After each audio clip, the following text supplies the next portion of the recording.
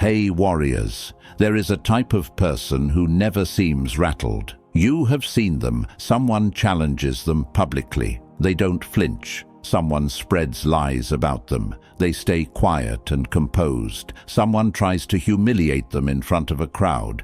And instead of breaking down, they just smile. A calm, almost unbothered smile that makes everyone in the room deeply uncomfortable, except them. What do these people know that you don't? They figured out something that Machiavelli figured out 5 centuries ago. Something that the greatest strategists, the most powerful rulers, and the most untouchable individuals throughout all of history had in common. Your emotions are not just feelings. They are information, and whoever reads that information first gains power over you. Every time you react, you hand someone your map. You show them exactly where your pressure points are. You show them where to push, where to pull, and how to keep you off balance. The moment you stay calm, genuinely, strategically calm, you take that map back. You fold it up, you put it away, and now you are the one with the advantage. Most people think calm is something you feel. It is not. Calm is something you choose. And in today's video, I am going to break down 7 specific situations where that choice matters most. These are real, raw social scenarios where your composure, or the lack of it, determines whether you come out ahead or come out broken. Stay with me through all 7, because by the end, you will not just understand this concept, you will feel it shifting something in the way you see every room you walk into. Now, I want you to drop this affirmation in the comments. I am unreadable. Number 1. Stay calm when you are publicly mocked. Someone decides to make you the entertainment. Maybe it's at a social gathering. Maybe it's in a group of people you thought were your friends. Maybe it's in a crowd where you barely know anyone. They take something you said, exaggerate it, twist it, and then deliver it like a punchline. People laugh, eyes swing toward you, and in that fraction of a second, everything inside you wants to fire back. That urge, that burning, immediate desire to defend yourself, is exactly what they're counting on. Here is what happens in that space from a pure human dynamics standpoint. The person mocking you has just made a move. They've presented you as something weak, ridiculous, or worth laughing at. The crowd is waiting, not to hear what you say, but to see how you respond. Because how you respond tells them whether the framing was true. If you get flustered, you've confirmed it. If you get angry, you've confirmed it even louder. But if you stay calm, the move collapses. The framing doesn't land. And now the crowd is watching the person who tried too hard, the one who needed the laugh badly enough to put someone else down just to feel taller for a moment. That is not strength. That is desperation wearing a smirk. And people with real awareness can spot it from across the room. The person mocking you is using social force. They are trying to push you down through public pressure and humiliation, but you don't fight force with force. You fight it with stillness, with a slow nod, a quiet half smile, or simply saying nothing at all and letting the silence do the heavy lifting. Silence is one of the most underrated weapons a person can carry. It builds pressure without a single word. It forces the other person to fill the void, and when they do, they almost always reveal far more about themselves than they planned to. Think about what it looks like from the outside when someone throws a jab at you and you don't even blink. You don't scramble. You don't stumble. You just hold your ground, relaxed and steady, like the jab barely registered. That image, that picture of someone standing tall while another person swings and misses, tells a story to every single person watching. And the story is not about the person who got mocked. It's about the person who swung and couldn't find a mark. The mockery does not define you. Your response does. And when you respond with calm, You don't just survive the moment, you take it. Number 2, stay calm when someone suddenly acts like your ally. You know someone who has been quietly working against you. They've been spreading doubt about you behind closed doors, saying one thing to your face, something completely different when you're not around. You've sensed the resistance. You've caught the looks. You've noticed that things you say somehow get twisted before they reach other ears. And then, out of nowhere, they flip. They start agreeing with you in front of others. They compliment your thinking. They suddenly position themselves as your biggest supporter. The natural human reaction to this is relief. Finally, the friction is over. They see me now. Everything is going to be fine. Stop right there. Do not relax yet. Machiavelli spent his entire career studying how power actually moves, how princes fell, how rivals shifted, how people who looked loyal one day became dangerous the next. And one pattern he observed again and again was this: people do not change sides because they had a sudden change of heart. They change sides because the landscape changed around them. If someone who quietly opposed you is now wrapping an arm around your shoulder, ask yourself honestly, what shifted? Did your position in some way get stronger? Did someone they were depending on disappear? Did they realize that standing against you was no longer a safe bet? Did they need access to something you now have? Machiavelli once said, "Keep your friends close and your enemies closer." But the part people consistently miss is that the enemy remains the enemy. Keeping them close does not mean trusting them. It means watching them up close with clear eyes while giving nothing sensitive away. When someone pivots toward you, your job is not to open up. Your job is to observe. What do they want from this proximity? What are they learning while they stand next to you? What move are they setting up while you're busy feeling relieved? You can accept the alliance on the surface, be warm, be gracious, show nothing, while internally your eyes stay wide open. Do not announce your suspicion. Do not confront them. That would be clumsy and reactive. Stay calm, stay alert, and watch where they stand the next time something difficult happens. That is the real test. Not what someone says when things are comfortable, what they do when things get hard. The most dangerous assumption in any social situation is believing that because someone stopped pushing against you, they started caring about you. Those are two very different things, and confusing them has ended more people than any open enemy ever could. Stay calm, stay patient. Let time do the revealing. I want you to drop this affirmation in the comments. I observe before I trust. Number 3, stay calm when you are being ignored.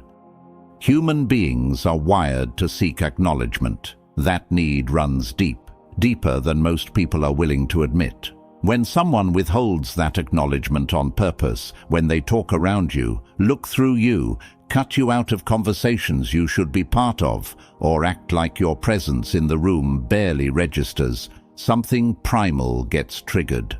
A kind of invisible humiliation that stings worse than a direct insult in some ways, because at least a direct insult admits that you exist. And most people, when they feel that sting, start chasing. They speak louder. They push their way into conversations. They try to prove, through effort, through performance, through sheer presence, that they deserve to be noticed. And every single one of those moves does the same thing. It hands the other person exactly the power they were trying to take. Here is the truth about attention. When you chase it, you destroy its value. The moment you start performing for someone's gaze, you have confirmed to them, and to everyone watching, that their approval has control over you. And once they know that, they will never stop using it. Machiavelli once said, "Men are so simple and so much inclined to obey immediate needs that a deceiver will never lack victims." The need for immediate validation is one of the oldest traps in human nature. People who deliberately ignore you are counting on that need. They are waiting for you to crack and start reaching toward them. The Machiavellian response is to do the opposite. Go still. Pull your energy inward. Stop performing for people who haven't earned an audience. Carry yourself with the quiet confidence of someone who has somewhere more important to be. Because if you are truly building something with your life, you do. Your focus, your energy, your presence are not free. They go where they are valued. And in the places where they are not valued, you become scarce. Calm detachment is one of the most magnetic qualities a person can have. Not coldness, not arrogance, just a deep, unshakable sense of self that doesn't require outside confirmation to stay solid. When someone realizes that ignoring you doesn't produce the reaction they expected, when they see that you didn't shrink, didn't chase, didn't even seem bothered, something shifts. Curiosity replaces control, and suddenly the person who was being ignored becomes the most interesting person in the space. Don't go chasing acknowledgement. Let it come looking for you. Drop this affirmation in the comments. My value needs no validation. Number 4. Stay calm when someone lies about you. A false story can travel fast, faster than the truth, faster than you can catch it. One day, everything is normal. The next day, something is circulating, in conversations you're not part of, in whispers that stop when you walk into a space. You didn't say what they claimed you said. You didn't do what they said you did. But the story is already out there, already shaping how certain people see you, and it feels like a fire spreading in a room you can't get into. Every instinct you have says to run in and put it out. Immediately, loudly. Chase down everyone who might have heard it and make them understand the truth. And that instinct, though completely natural, is usually what turns a small fire into an inferno. Here is the dynamic that most people never fully understand. When a false story is circulating, the majority of people who heard it haven't fully decided what to think about it yet. It landed somewhere in the back of their mind as a possibility, something they noted and mostly moved past. They're watching loosely to see if it gains any weight. The moment you rush in with a panicked, emotional denial, the moment you start explaining yourself to everyone who will listen, you give that story the weight it was lacking. You make it the headline. You turn a rumor into an event. And everyone who barely registered it in the first place suddenly snaps to attention because your reaction just told them it matters. Panic amplifies. Calm suffocates. Machiavelli once said, "Before all else, be armed." In a social battle, composure is your armor. It does not mean you stay silent forever or never address what's false.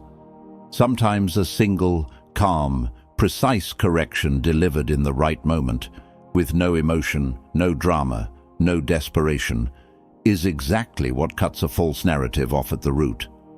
But that correction has to come from stillness, not from fear. There is something else happening here that's worth understanding.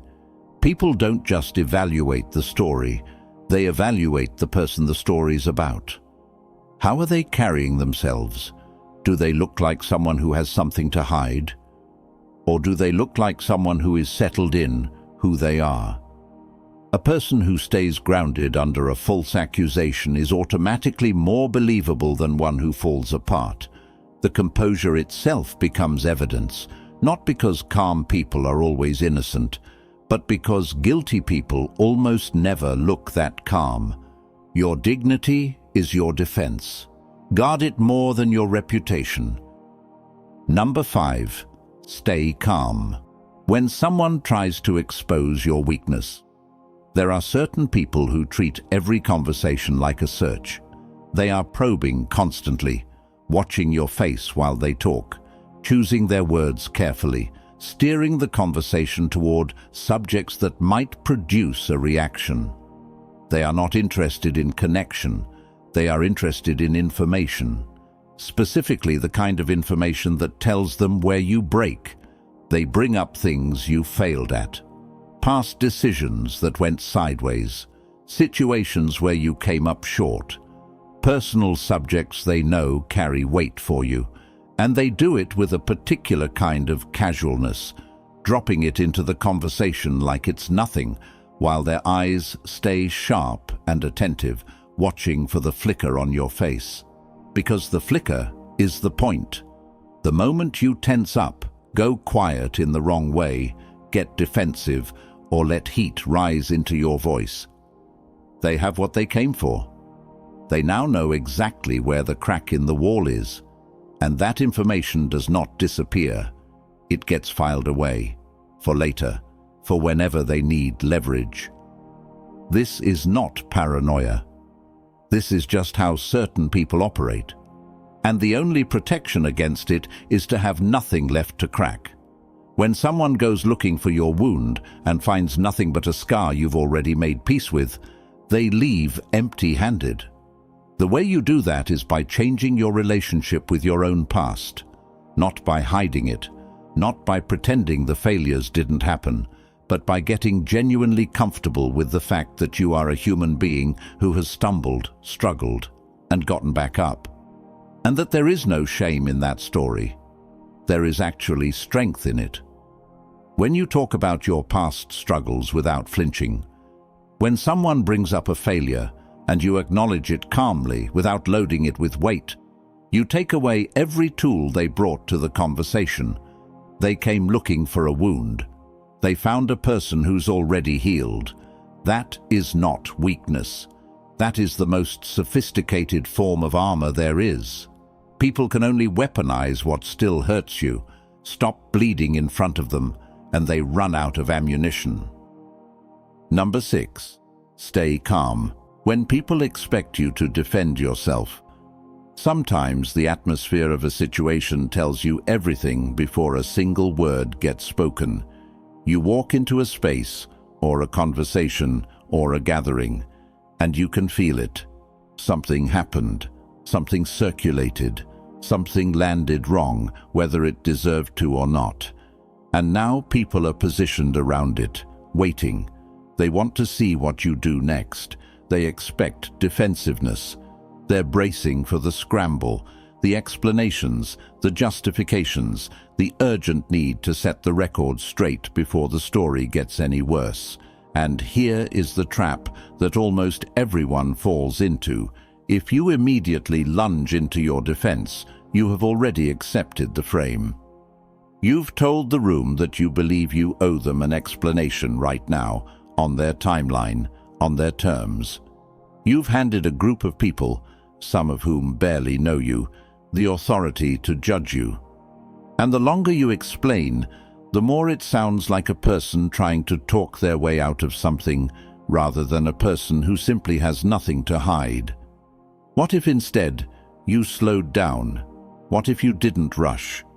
What if you let the silence sit for a moment, looked around without anxiety, and chose your words, or your silence, deliberately, rather than pouring everything out just to fill the pressure of the moment? Machiavelli once said, "Men judge generally more by the eye than by the hand, for everyone can see and few can feel." People form their impressions visually before they process anything logically. What they see when you stay grounded in a moment of pressure is not a guilty person performing innocence. They see someone who does not feel the need to scramble, someone with nothing eating at them from the inside. And that image, that picture, carries more weight than any explanation you could give. When you refuse to rush, you change what the situation is actually about.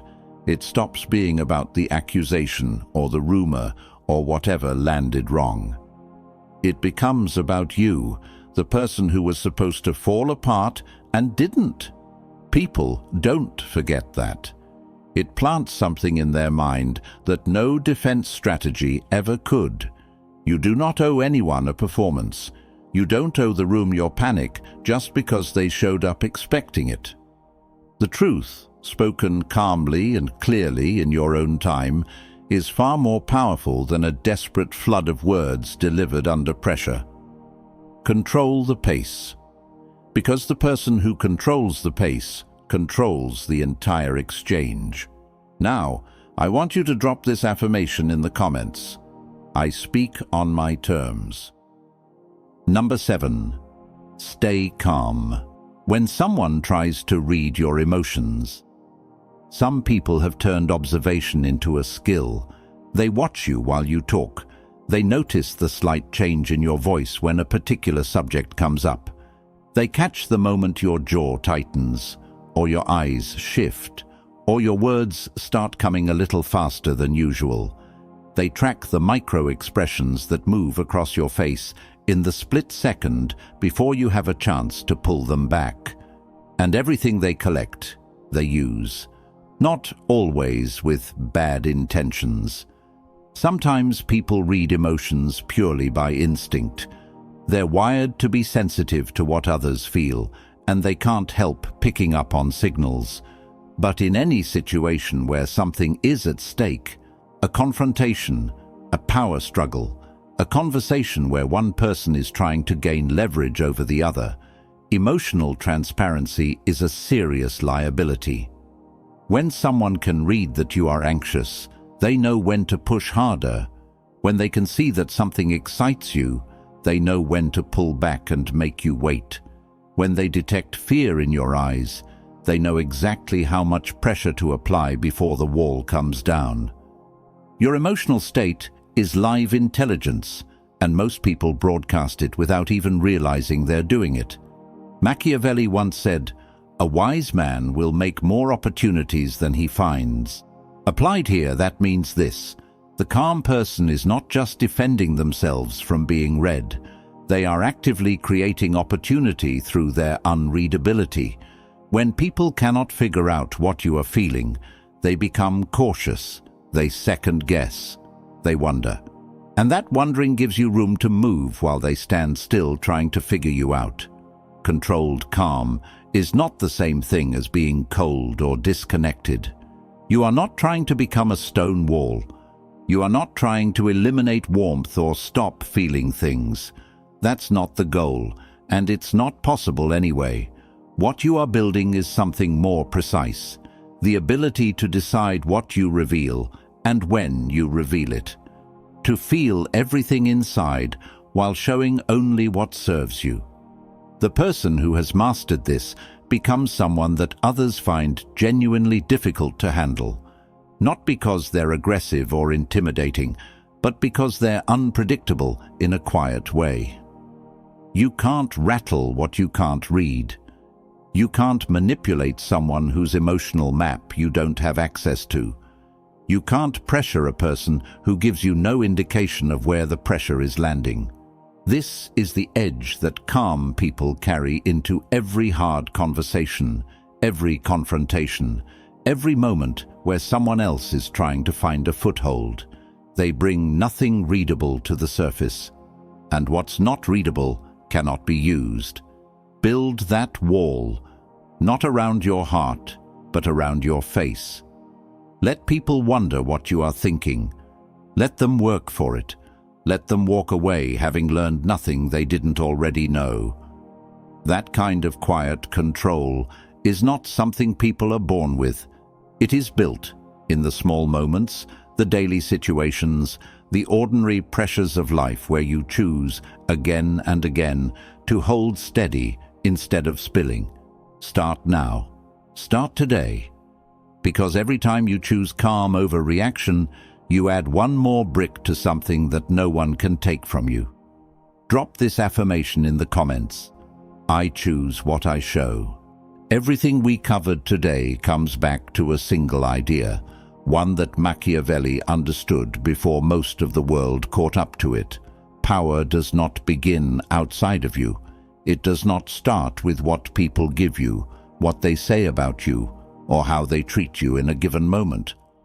Power begins on the inside.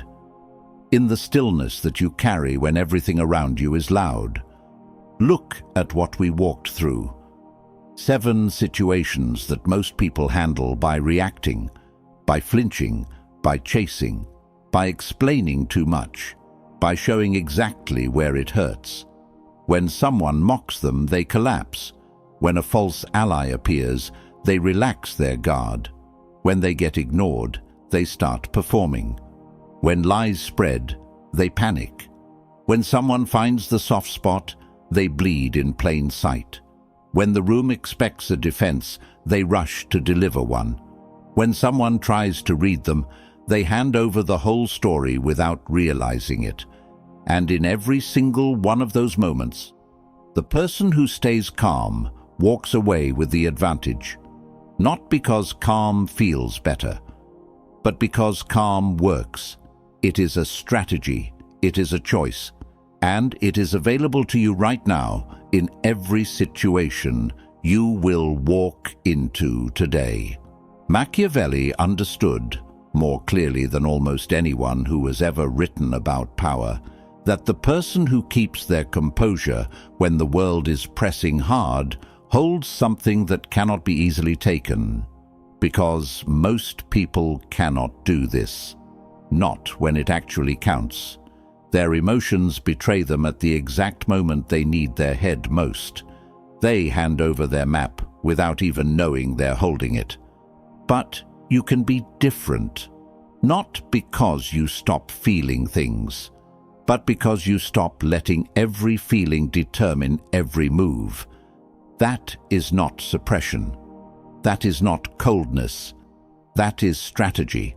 That is what separates the person who gets played from the person who plays the long game. And if you commit, truly commit, to practicing these 7 principles in the small moments that don't seem to matter, something will shift, not overnight, but steadily. You will become the kind of person who is genuinely difficult to rattle, the kind of person who walks into any situation and carries themselves in a way that others can sense but can't quite name. A quiet solidity, an unsettling stillness, the kind of presence that makes people choose their words more carefully around you because they can't figure you out. That is the goal. That is what we're building here. Now, before you go, if this video gave you something real, hit that like button right now. If you know someone who lets their emotions work against them, someone who has been mocked, ignored, lied about, or pushed around, send this video to them, not as a suggestion, as a gift. It might be the most useful thing they watch this year, and if you are not yet subscribed to this channel, fix that right now. Hit the subscribe button and turn on the bell. We put out content like this consistently. Content built to sharpen the way you think, the way you carry yourself, and the way you handle every hard situation life puts in front of you. You do not want to miss what's coming next. Machiavelli once wrote, "It is not titles that honor men, but men that honor titles." What that means for you, right here, right now, it is not the situation that determines your worth. It is how you carry yourself inside it. The world is going to keep testing you. People are going to keep pushing, probing, and watching for the moment you break. That is just the nature of things. But the people who refuse to break, who choose stillness when the room expects chaos, who choose silence when the crowd expects a scramble, who keep their composure when everyone around them is losing theirs, those are the ones who change outcomes. Those are the ones who the room remembers. Be that person. Stay calm, stay sharp, stay unreadable. I will see you in the next one. Drop this final affirmation in the comments. I am the calm in every storm.